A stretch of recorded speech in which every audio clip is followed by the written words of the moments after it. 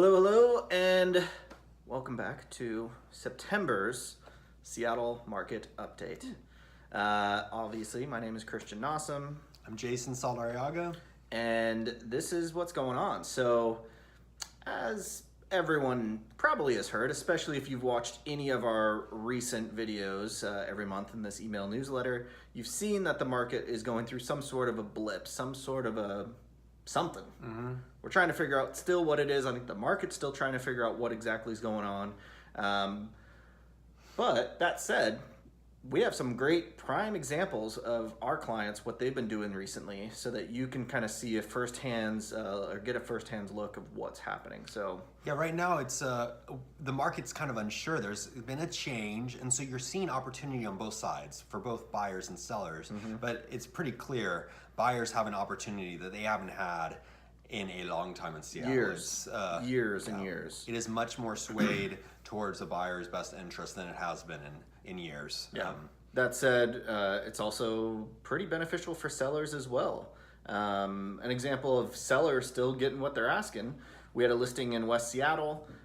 It was on the market for 18 days. In those 18 days, we only had one offer. It was super low ball offer. We didn't even respond to it because it was so low. Then on day 19, all of a sudden we get two offers. It sells for at or above the asking price with very minimal contingencies.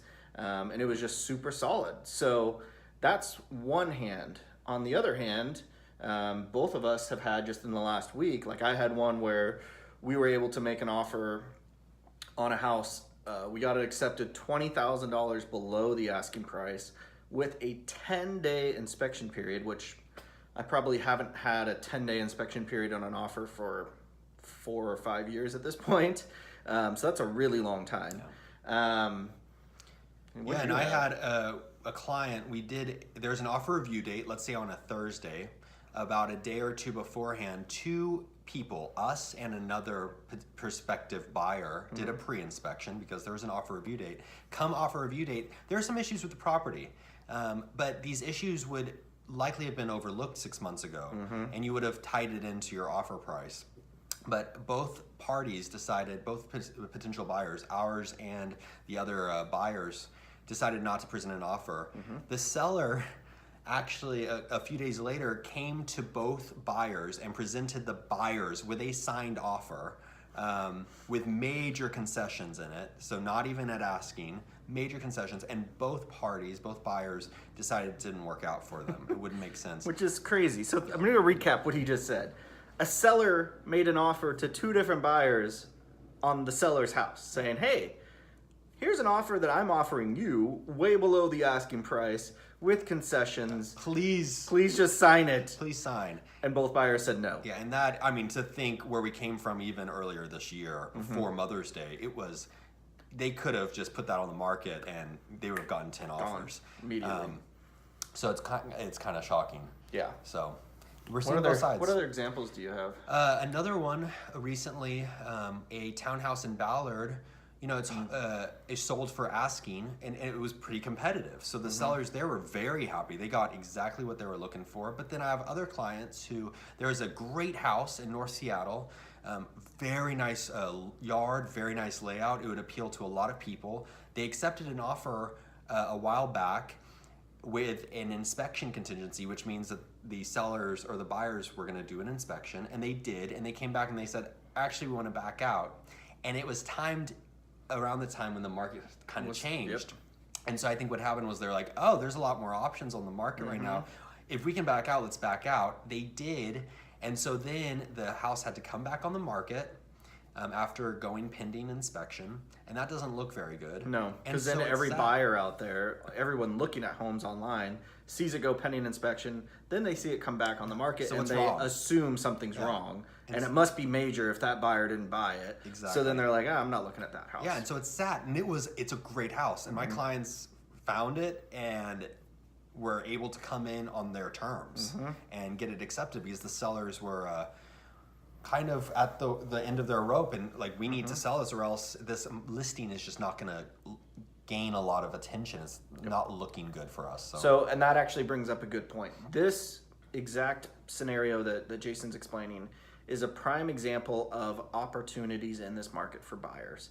If you are a buyer and you see a property go pending inspection, and then somehow for some reason come back on the market, you need to figure out what's going on. Ask us. We will look into what's going on. We will find out. Most of the time it's nothing major. A lot of times the buyer just changes their mind, or maybe there was some issues, but the seller has since fixed those issues.